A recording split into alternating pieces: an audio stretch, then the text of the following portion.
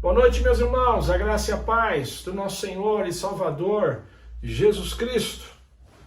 Que o Senhor continue lhe dando a consciência da presença dEle em cada instante da sua vida, principalmente nos momentos de aflições e de dificuldade. Que Deus te abençoe, meu irmão. Queridos, nós vamos dar continuidade nessa série de sermões que nós iniciamos na semana passada. Como viver acima da mediocridade. Essa série é resultado de um livro que tem o mesmo tema, um livro de Charles Swindoll, que nós estamos lendo e sentimos que Deus está falando ao nosso coração através daquele livro e, portanto, a gente quer compartilhar com os irmãos aquilo que Deus tem falado ao nosso coração. Então, na semana passada, nós confrontamos a mediocridade. Nós vimos juntos que, para confrontar a mediocridade, nós precisamos, primeiro, aprender que a batalha ela é travada nas nossas mentes. Ou seja, nós precisamos trocar os pensamentos derrotistas por pensamentos vitoriosos. Nós vimos também que precisamos viver na perspectiva de outro reino, o reino de Deus. Aprendemos também que essa mudança ela vai nos custar caro, porque o próprio Cristo diz que quem quiser ser o seu discípulo precisa negar-se a si mesmo, tomar a sua cruz e segui-lo. E por último, demonstrar um amor extravagante para o Senhor. Ou seja, estar disposto a quebrar vasos para Jesus, assim como Maria, irmã de Lázaro, fez, né? Ungiu o Senhor Jesus com aquele perfume caríssimo. Hoje nós vamos aprender que para viver acima da mediocridade, você precisa viver de um modo diferente. Você tem que aprender a viver de um modo diferente, principalmente uma maneira diferente do que a maioria das pessoas vivem. Mas como é viver de um modo diferente? Antes de nós, então, entrarmos no tema propriamente dito, nós vamos fazer uma breve oração.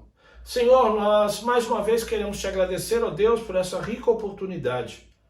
Obrigado, Senhor, pela sua vida na nossa vida. Obrigado, Deus, pela vida desse nosso irmão, dessa nossa irmã, que de maneira gentil nos permite entrar na sua casa através desse veículo de comunicação.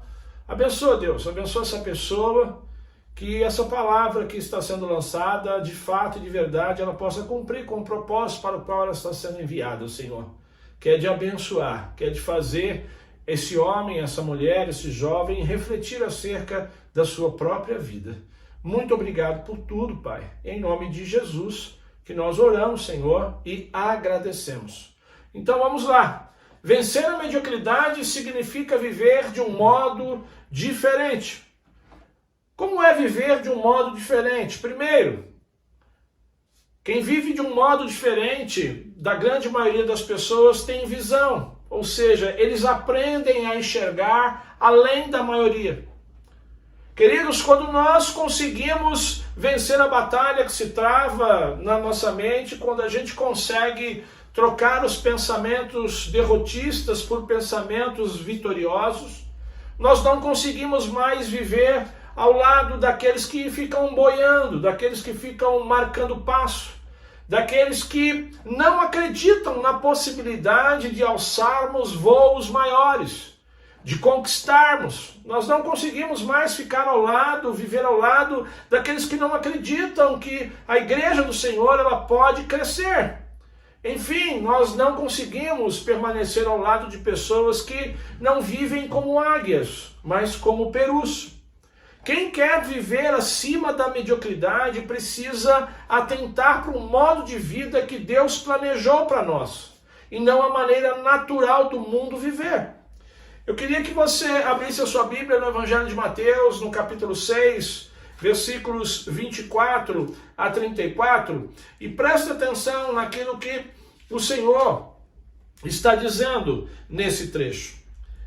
Mateus 6, 24 a 34. Ninguém pode servir a dois senhores, pois odiará um e amará o outro, ou se dedicará a um e desprezará o outro. Vocês não podem servir a Deus e ao dinheiro. Portanto, eu lhes digo, não se preocupem com a sua própria vida, quanto ao que comer ou beber, nem com o seu próprio corpo, quanto ao que vestir. Não é a vida mais importante que a comida e o corpo mais importante que a roupa? Observe as aves do céu. Elas não semeiam, nem colhem, nem armazenam em celeiros, contudo, o Pai Celestial as alimenta. Não têm vocês muito mais valor do que elas? Quem de vocês, por mais que se preocupe, pode acrescentar uma hora que seja a sua vida? Por que vocês se preocupam com roupas? Vejam como crescem os lírios do campo. Eles não trabalham, nem tecem. Contudo, eu lhes digo que nem Salomão, em todo o seu esplendor, vestiu-se como um deles. Se Deus veste assim a erva do campo, que hoje existe e amanhã é lançada ao fogo, não vestirá muito mais a vocês, homens de pequena fé. Portanto, não se preocupe dizendo o que vamos comer, ou o que vamos beber, ou o que vamos vestir, pois os pagãos é que correm atrás dessas coisas. Mas o Pai Celestial sabe que vocês precisam delas. Busquem, pois, em primeiro lugar o reino de Deus e a sua justiça, e as demais coisas lhes serão acrescentadas. Portanto, não se preocupem com o amanhã, pois o amanhã trará as suas próprias preocupações. Basta a cada dia o seu próprio mal. Queridos, esse texto ele mostra claramente a maneira natural de muitas pessoas viverem. Pessoas que são ansiosas, cheias de preocupação, se preocupam com tudo. Se preocupam com o que vão comer, com o que vão vestir, se preocupam com o dia de amanhã, com o mês que vem. Mas o texto também nos ensina a maneira como o Senhor planejou para nós. Livrar-se de todo o excesso de bagagem, da ansiedade, da preocupação, e passar a confiar e crer no Senhor. Buscai, pois, o reino de Deus e a sua justiça em primeiro lugar, e as demais coisas lhe serão acrescentadas. Então, nós estamos diante de um texto que revela duas maneiras de viver. Uma maneira bem natural, e a outra a maneira que Deus propõe para nós. Confiar, ter fé, descansar no Senhor. Queridos, sem percebermos, as nossas mentes elas vão sendo moldadas, pelo modo natural de viver. E nós precisamos mudar isso. De que forma? Primeiro, nós precisamos perceber que o mundo em que nós vivemos é um mundo hostil. É um mundo negativista. O mundo em que nós vivemos, ele tem a tendência de focar nos pontos positivos. Exemplo, basta você ligar a sua TV no nosso país e 90% das notícias são relacionadas a problemas. A mídia hoje só fala de Covid, de violência, de desemprego, que está faltando isso, que está faltando aquilo. E tudo isso é contagioso. O mundo, a mídia, ela não foca naquilo que está sendo feito de certo, de bonito, naquilo que está contribuindo para com o nosso país. Não, a mídia só foca nas coisas negativas. Assim é o mundo é um mundo negativista. Segundo, como nós vivemos então num mundo negativista, e que portanto é um mundo sem motivação, nós acabamos também perdendo muitas vezes a motivação. Perdendo a visão de que nós servimos a um Deus Todo-Poderoso. Então nós tendemos a caminhar como a média, fazendo apenas o suficiente, como a maioria faz. Terceiro, aqueles que acabam recebendo a orientação desse sistema que nós vivemos, acabam escolhendo não viver de uma forma diferente. As pessoas que estão sendo influenciadas pelo negativismo, pela falta de motivação, essas pessoas acabam deixando a monotonia, tomar conta da sua vida. Elas começam a andar e viver como a maioria. E aí então que vão surgindo expressões do tipo, eu vou fazer como todo mundo está fazendo. Eu vou dar um tempo também, está todo mundo dando um tempo. Ninguém se importa, então, para que eu vou me importar também? A situação está difícil, eu tenho que pensar em mim, na minha família. A igreja, depois, a gente vê. Eu gostaria que você pensasse, que você refletisse comigo. No mundo como esse em que nós estamos vivendo, o que será que está faltando? O que será que está faltando à igreja de hoje? Coragem. Coragem para ser diferente. Coragem para fazer diferente. Queridos, nós temos tomado a águia como exemplo desde a semana passada. A águia também é um símbolo de coragem. A águia, ela é ferrenha na defesa do seu território, na defesa dos seus filhotes. Tente tocar num filhote de águia. Eu já assisti documentários que mostram que quando você vai tentar tocar num filhote de uma águia, com certeza ela vai te atacar. E segundo os estudiosos, se a águia conseguir colocar as garras num braço de um ser humano, segundo eles, ela tem força necessária para quebrar o braço de uma pessoa. Então, pessoas que são semelhantes à águia, essas pessoas elas têm coragem. E pensando em coragem, eu quero aproveitar para falar de dois homens que tiveram coragem. Coragem para não seguir a maioria.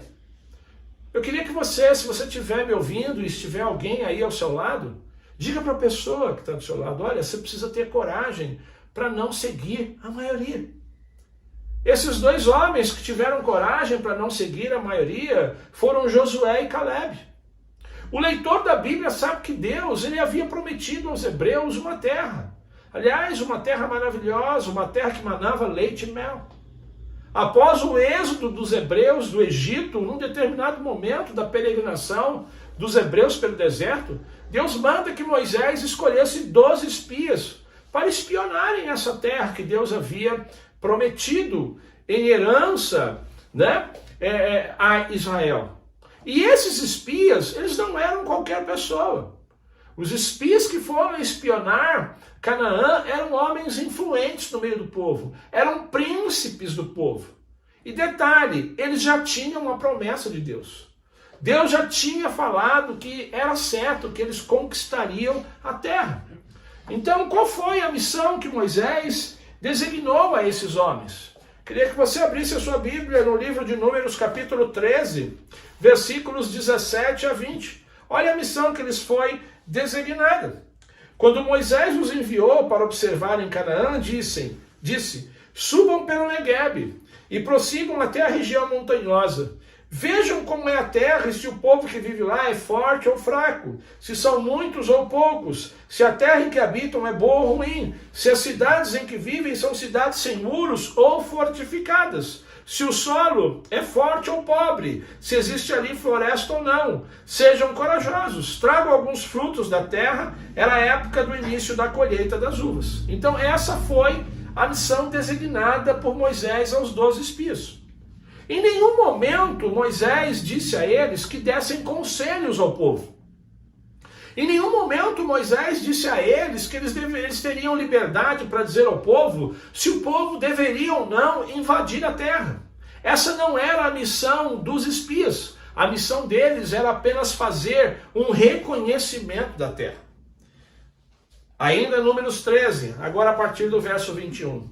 Eles subiram e observaram a terra, desde o deserto de Zin até Reob, na direção de Lebo-Hamate. Subiram o Negueb e chegaram a Hebron, onde viviam Aimã, Sesai e Talmai, descendentes de Enac. Hebron havia sido construída 7 anos antes de Zoan, no Egito. Quando chegaram ao Vale de Escol, cortaram um ramo do qual pendia um único cacho de uvas. 2 deles carregaram o cacho pendurado numa vara. Colheram também romãs e figos. Aquele lugar foi chamado de Vale de Escol, por causa do cacho de uvas que os israelitas cortaram. Ao fim de 40 dias, eles voltaram da missão de reconhecimento daquela terra.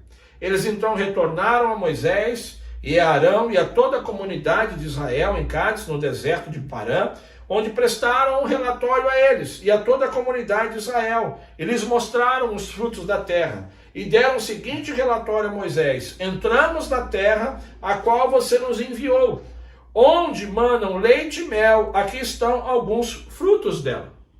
Enquanto eles desenvolviam a missão, eles apanharam amostras dos frutos daquela terra, como lhes foi pedido. Eles trouxeram consigo.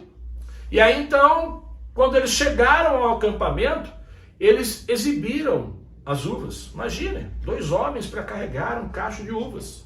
Eles exibiram os demais frutos, os figos, as romãs. Eu queria conjecturar com você.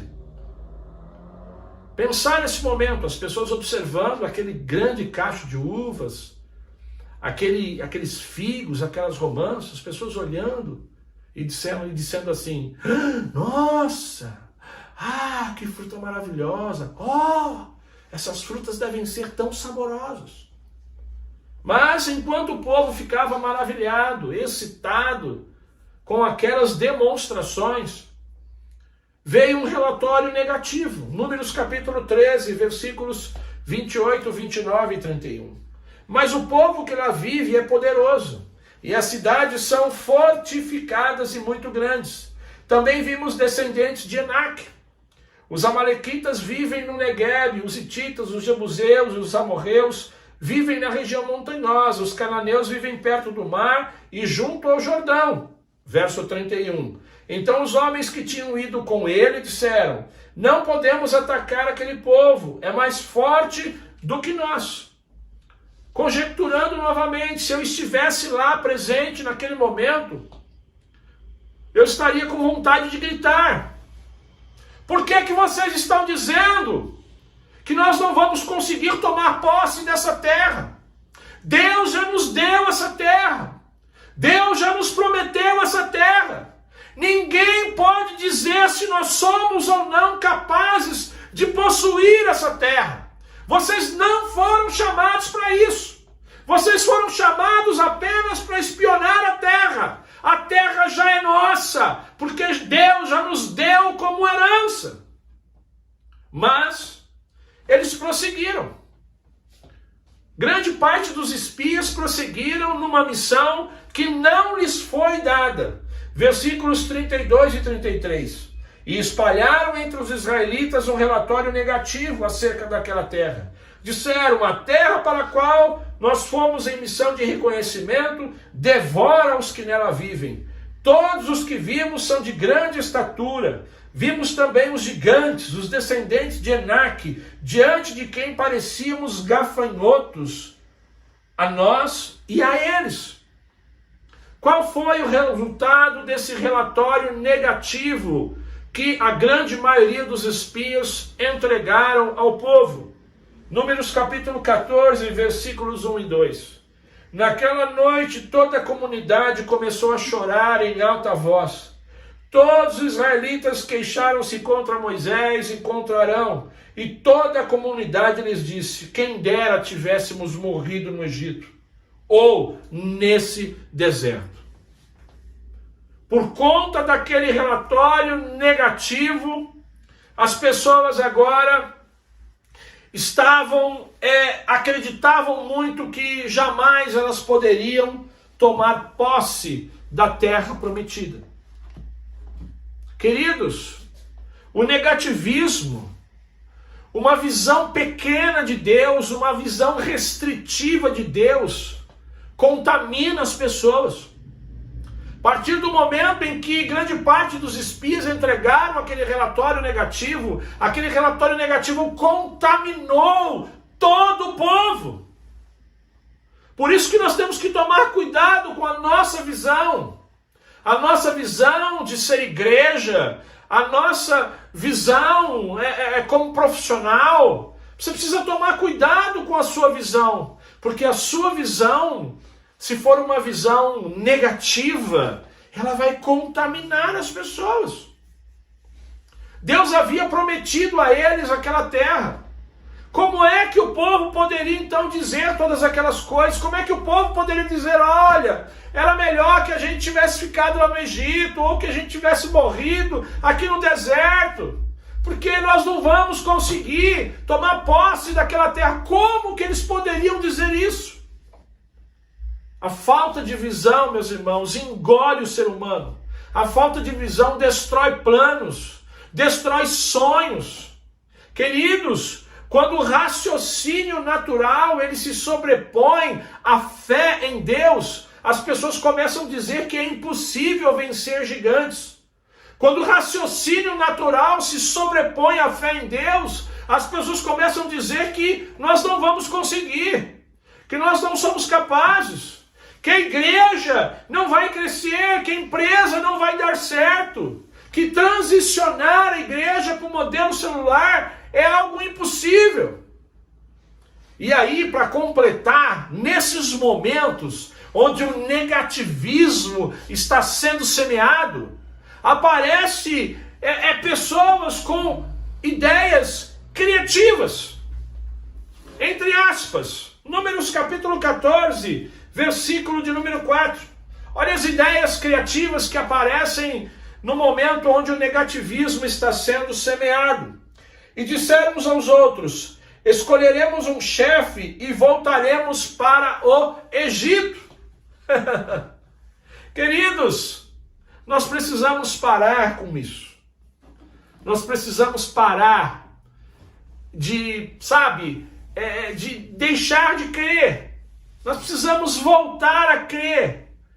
Nós precisamos parar com algumas coisas, como, não, vamos voltar a fazer o que a gente fazia antes. Não. A gente precisa parar de expressar ideias como, esse voo, isso que a gente está querendo fazer é alto demais. Esses planos não são para nós. Esses sonhos são demais para nós. A gente tem que voar mais baixo. A gente tem que dar o fora dessa igreja, porque a coisa está preta nessa igreja. Nos momentos de negativismo, sempre surgem essas ideias, entre aspas, criativas, ideias que não vão contribuir com a excelência, ideias que não vão contribuir para a vitória. Lá em Números capítulo 14, versículo de número 5, tem uma informação importante também. Então Moisés e Arão prostraram-se rosto em terra diante de toda a assembleia dos israelitas. Querido, aprenda uma coisa, quando a grande maioria das pessoas não tem visão, não tem uma visão de águia, mas caminham como perus, olhando para baixo, buscando apenas os insetos e os vermes, quando a maioria das pessoas tem miopia espiritual, quando a maioria das pessoas não consegue enxergar Deus em meio a circunstâncias difíceis da vida, essa miopia, essa falta de visão, ela tende a cobrar caro daqueles que lideram. Moisés e Arão começaram a chorar. Moisés e Arão sofreram com tudo aquilo. Eu fico imaginando eles chorando, dizendo um ao outro, mas como eles podem dizer isso? Como eles podem agir assim, se Deus já nos prometeu essa terra? Em nome de Jesus, querido, você que lidera na igreja, ou você que tem um cargo de influência no mundo secular, você já entendeu por que é difícil liderar determinadas pessoas? Porque elas não têm visão de águia, elas são míopes espiritualmente falando. Por isso que muitas vezes você que lidera as pessoas, você sofre. Porque elas não têm a mesma visão que você.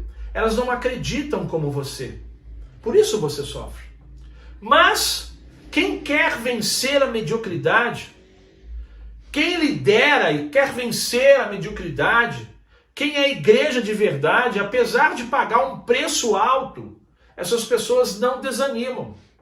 Essas pessoas, elas não se entregam, porque elas não têm uma visão limitada das circunstâncias. Mas quem é águia tem uma visão ilimitada. Quem é águia sempre traz consigo um relatório positivo, independente das circunstâncias.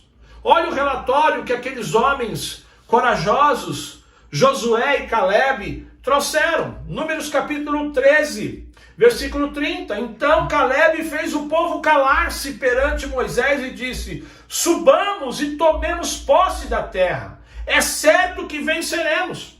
Olha o que Josué disse. Números 14, versículos 6 a 9.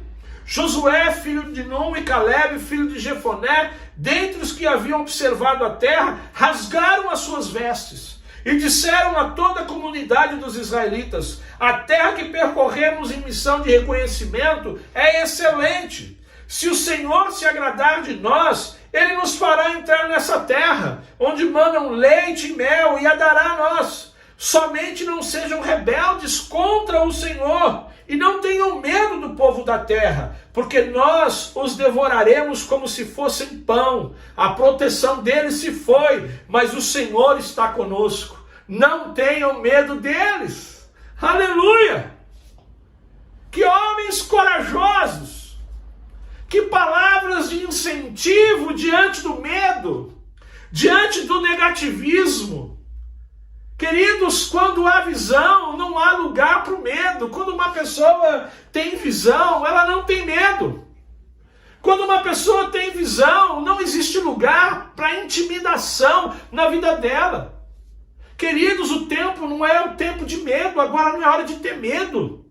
Agora não é hora de ser negativista, sabe? Agora é tempo de marchar.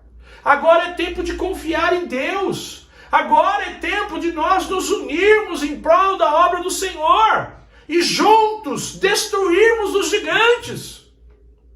O gigante da avareza, de achar que o dinheiro que nós ganhamos tem que ser gastado apenas conosco. E a obra do Senhor fique de lado. Não, nós precisamos vencer o gigante da avareza, o gigante da desunião. Nós temos que permanecer unidos. Agora é hora de vencer o gigante da indiferença. Não podemos agir com indiferença com relação às coisas do Senhor. Mas percebam, apesar das palavras de encorajamento de Josué e Caleb, você pensa que o pessoal disse assim para eles: não, vocês estão certos, nós vamos juntos, nós vamos conquistar, tal. Não. Apesar das palavras de incentivo, olha o que o povo disse para Josué e Caleb, Números capítulo 14, versículo de número 10. Mas a comunidade toda falou em apedrejá-los. Então a glória do Senhor apareceu e a todos os israelitas na tenda do encontro. Eles quiseram apedrejar os homens que estavam incentivando, acreditando na tomada da terra prometida. Sabe o que isso nos ensina? Que é duvidoso que a maioria sempre tenha razão. Você que acha que a maioria sempre tem razão. Você que gosta de caminhar com a maioria, achando que a maioria sempre está certa. Tome cuidado, porque essa história diz que não. Essa história diz que a maioria, ela pode sim, muitas vezes, estar errada. Reflita sobre isso. Muitas vezes a maioria não está vivendo a vontade de Deus. Muitas vezes a maioria está longe dos planos de Deus. Muitas vezes a maioria está desejando coisas que o Senhor não quer mais para nós. Tome cuidado com a maioria. Eu não sei se você está me entendendo. Eu não sei se você está prestando atenção. Mas eu não estou falando aqui. Deus não me trouxe aqui para falar sobre a história de um povo. Eu não estou contando a história de um povo. Eu não estou contando uma história do Novo Testamento.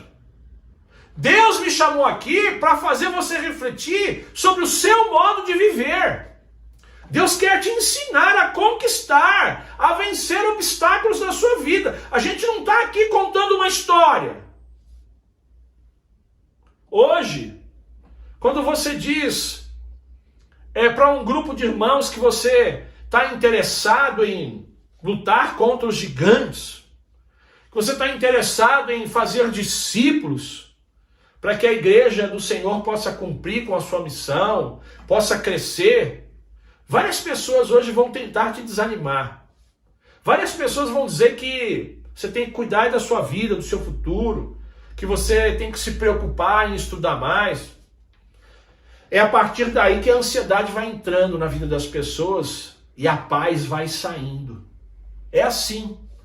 Quando a gente vai cuidando mais das nossas coisas e vai deixando as coisas do Senhor do lado, a ansiedade vai tomando mais conta do nosso coração, da nossa vida. E a paz, ela vai nos deixando. Queridos, nós não fomos chamados para caminhar por vista. A gente foi chamado para caminhar pela fé no Senhor. Então não é o que está acontecendo ou o que não está acontecendo que deve te mover, mas sim a sua fé em Deus. É a sua fé em Deus que deve te mover. É a sua visão sobre o que Deus é capaz de fazer, independente das circunstâncias, que deve te mover, que deve fazer você caminhar. Pergunta, qual é a sua Canaã? Qual é a sua Canaã? Qual é o seu desafio? Quais são os gigantes que te parecem, que te fazem parecer como um gafanhoto quando você os enfrenta? Eu quero dizer uma coisa para você, existe o caminho aberto, o caminho está aberto. Existem promessas para você, existem promessas para a igreja do Senhor. Mas para que as vitórias venham, para que a vontade de Deus prevaleça, é preciso ter visão. É preciso ter visão de águia. Sabe o que é visão? Visão é a habilidade de ver a presença de Deus. Visão é a habilidade de perceber o poder de Deus, de focalizar os planos de Deus, apesar dos obstáculos. Segundo, para viver de um modo diferente, assim vencer a mediocridade, você precisa ser uma pessoa determinada. Ou seja, tomar a decisão de jamais desistir, perdão. Queridos, vencer a mediocridade, alçar voos maiores, ser uma pessoa bem-sucedida profissionalmente falando, ser um cristão que faz com que o Senhor, ao olhar para você, dê um grande sorriso, isso tudo nada tem a ver com mágica. Ser uma pessoa excelente em tudo que você faz não tem a ver com mágica, sabe? Com você pegar uma varinha de condão e abracadabra e as coisas acontecem, sabe? Não tem a ver com uma fórmula de efeito rápido, não. Uma vida de excelência, uma igreja de excelência, uma empresa de excelência tem a ver com determinação, com coragem e muito trabalho. Esse é o sinônimo de uma vida de excelência. Quando Jesus diz lá em Mateus capítulo 6 que nós devemos busquem primeiro o reino de Deus. A própria palavra buscar, presta atenção, ela implica numa perseguição com forte determinação. Isso que é buscar. Perseguir, ser determinado. Ou seja, é uma decisão de não desanimar a despeito de tudo que aconteça ou deixa de acontecer. É claro que eu estou falando de coisa boa. Ninguém aqui deve ser determinado para fazer coisas ruins. Estou falando e pensando de coisa boa. Então não se engane. O sucesso, ele não é fruto de inteligência. O sucesso não é fruto de talento. O sucesso não é fruto de educação. Se você quiser tornar o seu sonho real, você vai precisar de determinação, de persistência, de dedicação. Eu quero voltar à história daqueles dois homens, Josué e Caleb. Nós vimos, eles estavam entre os 12 espias que foram espionar a terra prometida em missão de reconhecimento. Contrário à maioria, eles trouxeram um bom relatório, um relatório positivo. 10 dos espias diziam, nós não podemos, nós seremos destruídos. Mas eles discordavam, dizendo, não, nós somos capazes. Deus está conosco, nós vamos subir, Nós vamos subir com Deus e com Deus nós vamos destruir todos aqueles gigantes. E nós não podemos nos esquecer que a maioria era contra eles. A maioria era pessimista. Pergunta: como é possível aqueles dois homens inteligentes serem tão diferentes? Como é possível? Eles tinham visão, determinação, coragem e sonhos. Os outros não. Por isso eles eram tão diferentes. De novo, essa história, ela é uma ilustração da vida. Na vida, a vida nesse mundo, nós gastamos a nossa vida, o nosso tempo sempre enfrentando a maioria que não tem visão, que não são determinados, que não sonham. Essa é a nossa vida nesse mundo. As coisas, elas são sempre complicadas, porque sempre a maioria não tem visão, não tem determinação, não sonha. Os que vivem pela vista, infelizmente, sempre são os maiores, são os mais numerosos do que aqueles que andam pela fé. Se você não compreender essas coisas, se você não entender isso, você não vai permanecer. Você não vai se tornar uma pessoa de excelência. Você não vai permanecer na igreja, você não vai vencer lá no mundo secular, se você não entender que a sua luta sempre será contra a maioria. Quer ver como é verdade? Eu quero relembrar o caso dos espias. 10 viram o problema, somente 2 viram a solução.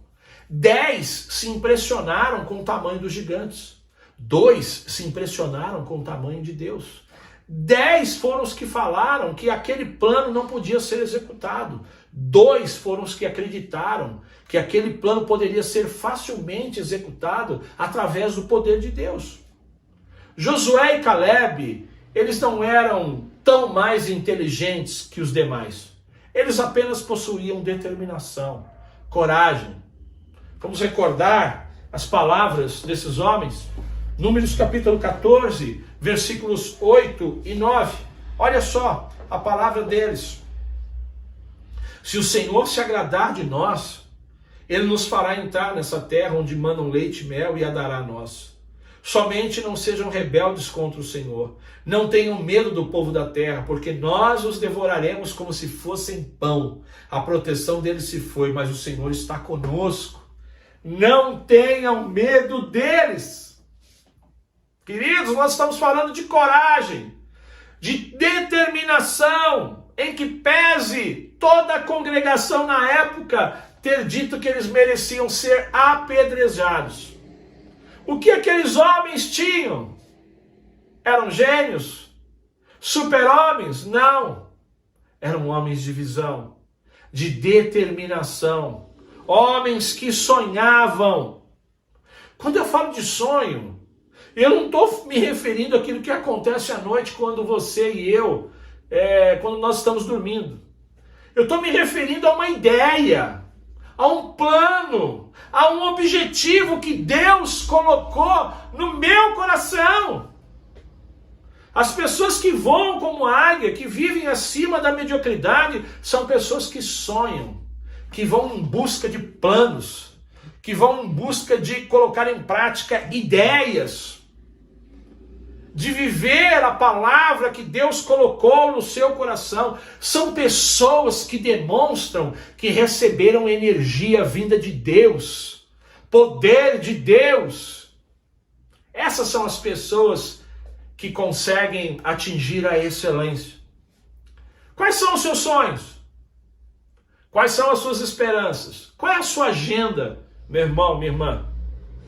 Você confia que Deus lhe fará o quê?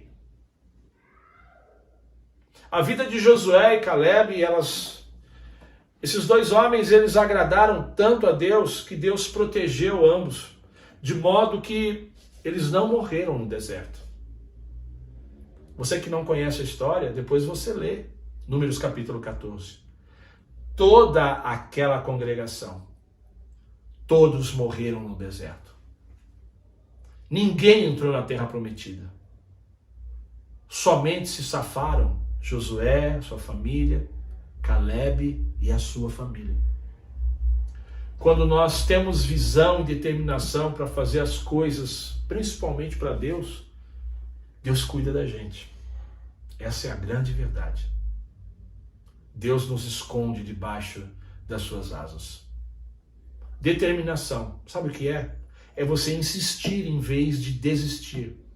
As circunstâncias endurecem e você endurece mais duro ainda. Isso é que é ser uma pessoa determinada. Eu quero concluir. Se você já chegou à conclusão que precisa viver de modo diferente, principalmente você que me ouve que ainda não entregou a sua vida para Jesus, se arrependa dos seus pecados hoje, entrega a sua vida para Jesus. Permita que Deus seja o seu guia. Permita que Deus seja o seu guia e não desanime. Não desanime. Siga os seus sonhos, mas siga também os planos, os sonhos de Deus com determinação. E logo você estará voando como águia também. Você, meu irmão, minha irmã que está me ouvindo, eu quero aqui duplicar algumas coisas que nós aprendemos ao longo dessa mensagem. Nunca vá buscar indicações da multidão, porque na maioria das vezes ela pode estar errada. Lembre-se, a multidão não acreditava na possibilidade de tomar a terra prometida. Assim, muitas vezes é na vida secular, é na igreja. Muitas vezes a maioria das pessoas, a maioria dos crentes não vão colaborar para que o projeto de Deus flua através da sua vida. Presta atenção. Outro detalhe, nunca pense que as suas escolhas vão obrigar outra pessoa. Josué e Caleb escolheram acreditar na promessa de Deus, mas isso não mudou a ideia do povo. Sabe, apesar de você decidir ser águia, de você mostrar para as pessoas que Deus nos chamou para que todos possam ser águias, tem gente na igreja, tem gente na empresa que vai morrer sendo peru. Então a sua decisão não vai obrigar a outra pessoa a mudar. Tome cuidado, aprenda isso também. Por último, nunca vá embora porque alguém discordou de você. Lembra? Toda uma multidão discordou de Josué e Caleb, mas eles não foram embora. Eles não abandonaram o projeto de Deus. Não deixa a igreja. Não deixa a empresa. Não deixa os teus sonhos porque a maioria discorda de você. Lembre-se, a maioria prefere andar por vista. Você tem que andar pela fé.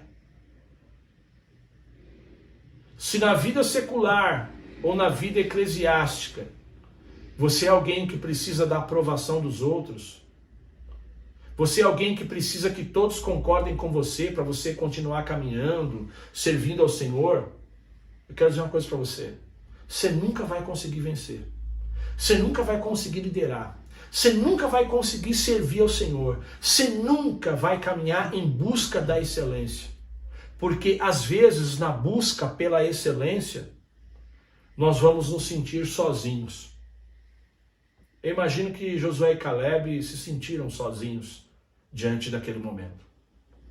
Então, nesse momento, quando a gente está em busca da excelência, mas se sente sozinho, é hora de manter a nossa fé em Deus. Foi o que eles fizeram. E mais, nos aproximarmos de pessoas que estão engajadas em batalhas semelhantes a nossas. Se aproxima de gente que está engajada em batalha parecida com a sua. Vai lhe fazer bem.